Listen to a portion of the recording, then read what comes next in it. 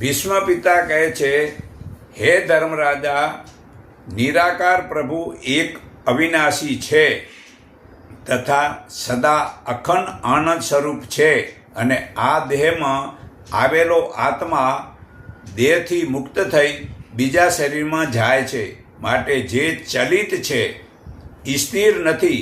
હે ધર્મરાજા, હવે હું પરમાત્મા વિશે તને બરાબર સમજાવું છું, તે તું શાંત ચિત્તે સાંભળ.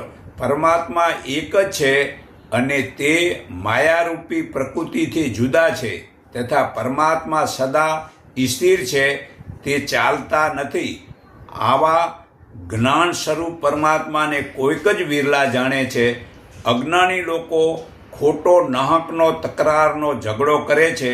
વળી યોગી કે તપસ્વી લોકો પણ તે નિરાકાર પ્રભુનો ભેદને જાણતા નથી. પરમાત્મા જન્મતા જ નથી, તે કોઈ દિવસ જન્મતા જ નથી. વળી જે આંખે દેખાય નહીં તેવા સૂક્ષ્મ છે.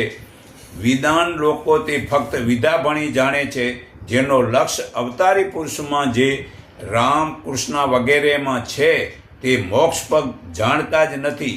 જે કર્મકાંડ કરે છે તેને બીજી સાચી રીત માફક આવતી નથી. જેનો લક્ષ્ય કર્મકાંડમાં છે તેને બિલકુલ જ્ઞાન રૂચતું નથી, ને જે જીવે ગયા જન્મે સહેજ જ્ઞાન પ્રાપ્ત કર્યું હશે તો જ તેને જ્ઞાની પુરુષ મળશે, અને તેવા જ્ઞાની પુરુષના સત્સંગથી તે જીવનું મૃત્યુ આવવા જવાનું મટી જશે. તો કેટલાક જન્મોનું સફળ કર્તવ્ય કર્યું હશે તેવાને જ્ઞાન સારું લાગશે. કદી જ્ઞાન સાંભળે તેમાં ધ્યાન લાગતું નથી, કદી ધ્યાન દેવાય તો તે નક્કી દઢ થતું નથી, કદી કોઈ વળે કાળે નક્કી દઢ થાય તો તેનું ચિતવન બરાબર થતું નથી. તેટલી આંટી ઘૂંટીમાં જેનું મન ડગતું નથી તેવા તો કોઈક જ મોક્ષ માર્ગી હોય છે.